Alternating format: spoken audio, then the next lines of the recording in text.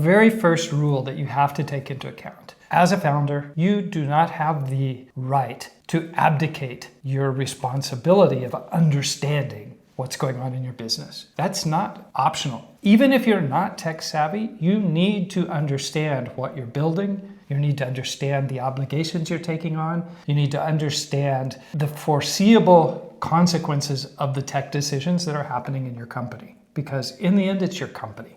Don't let anybody hide behind words that you don't understand, hide behind technologies that seem mystical or seem too complicated. Don't be afraid to say, no, I'm not going there until I understand.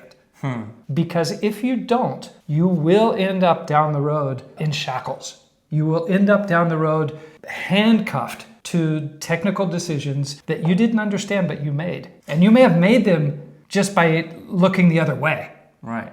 Okay? Just by saying, oh, Tony's got my back on that. He'll do what's right.